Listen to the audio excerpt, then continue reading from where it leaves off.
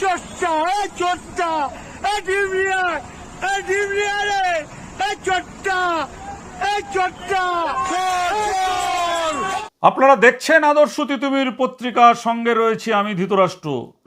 দক্ষিণ দমদম পুরসভার দোদণ্ড প্রতাপশালী কাউন্সিলর দেবাশিস ব্যানার্জি ওরফে ফুচু নিজেকে পাগল সাজানোর চেষ্টা করেও শেষ রক্ষা হলো না।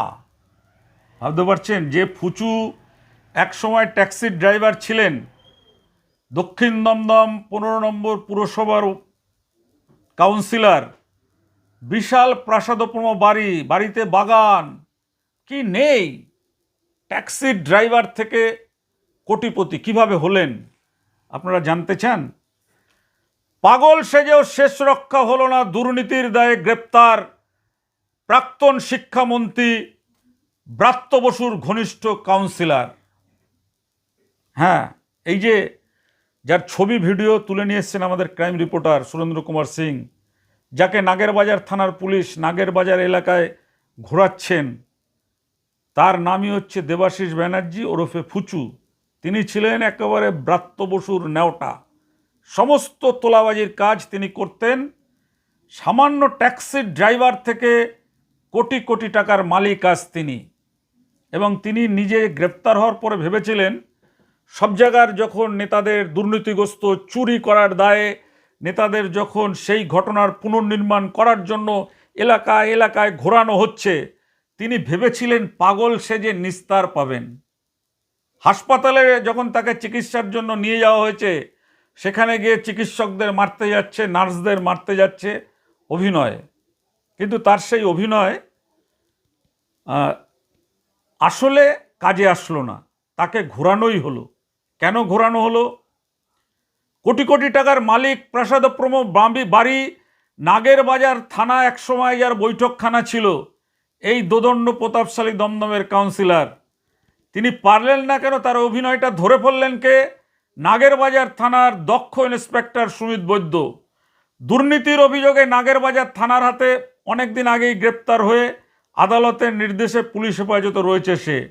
অভিযোগ, পুলিশ যাতে তাকে রাস্তায় ঘোরাতে না পারে সেজন্য পাগল সাজার অভিনয় করেছিলেন। ভাবতে পারছেন?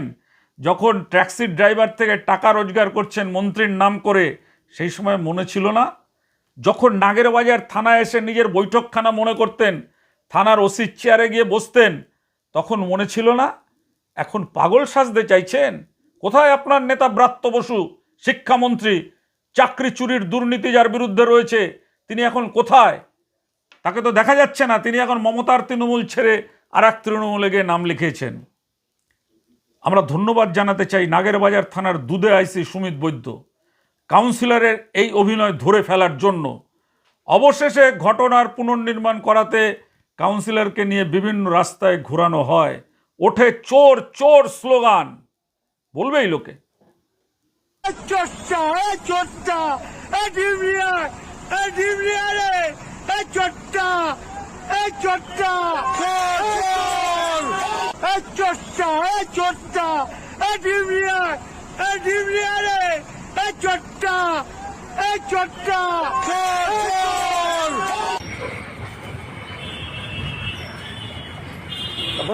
করে না কেন?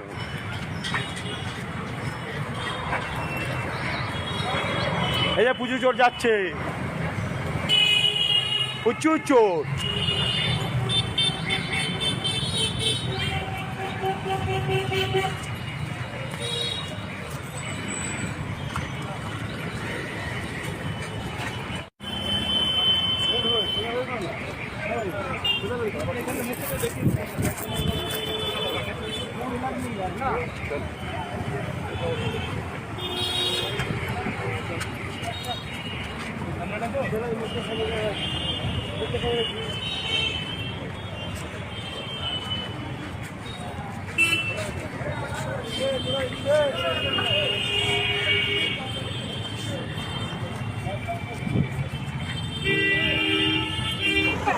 চোরটা চোরটা ডিমরিয়া ডিমরিয়া রে চোরটা চোরটা চোর চোর চোরটা ডিমরিয়া চোরটা চোর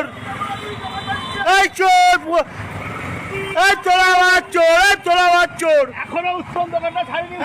তোলা আমার চোর, এই চোর, উত্তমকে বলি, এই না কেন বড় চোর ধরেছি, আমি এখন তোমার কিচ্ছু বলবো না। এই না কিন্তু বড় চোর, কিচ্ছু বলিনি। বড় চোর ধরেছি, বড় চোর। তুমি এটা করে দিও না, হ্যাঁ? যে লোকটা ট্যাক্সির ড্রাইভার ছিলেন তিনি এই 15 বছরের মধ্যে কিভাবে কোটিপতি হয়ে গেলেন? কোথা থেকে আসলো এই টাকা? কার টাকা? গরিবের টাকা লুট করে, গরিবের টাকা চুরি করে এইভাবে বাড়ি গাড়ি বাগান, গলায় প্রায় 500 গ্রাম ওজনের সোনার চেন নিয়ে ঘুরতেন এই কাউন্সিলর। এই কাউন্সিলর কেন এই সমস্ত করতে সাহস পেতেন? তিনি ছিলেন ব্রাত্য বসুর ঘনিষ্ঠ অনুগামী। কাউন্সিলর হয়ে কোটি কোটি টাকার মালিক বনে যান। তার প্রাসাদোপম বাড়ি দেখলে যে কারুর চোখ একেবারে ধাঁধিয়ে যাবে। এই দুর্নীতিগ্রস্ত নেতাকে গ্রেপ্তার করায় এলাকার মানুষ কিন্তু যার পরনায় খুশি, এবং তাকে ঘটনার পুনর্নির্মাণ করানোর জন্য যে ঘোরানো হয়েছে তাতেও কিন্তু এলাকার মানুষ খুশি। দেখুন আজকের সেই খবর, ব্রাত্য বসুর ঘনিষ্ঠ কাউন্সিলরকে দমদমের রাস্তায় ঘোরানো হলো, উঠল চোর চোর স্লোগান। আজকের এই খবর যদি মনে করেন জনস্বার্থে প্রচারিত করতে চান, শেয়ার করুন, আমাদের চ্যানেলকে সাবস্ক্রাইব করুন। আপনার এলাকার কাউন্সিলর যদি এই ধরনের ঘটনা করে কি করবেন আপনি আমাদের কমেন্ট করে জানান, আমরা আপনাদের সেই খবর তুলে ধরব। আজ এ পর্যন্ত, ভালো থাকবেন, নমস্কার।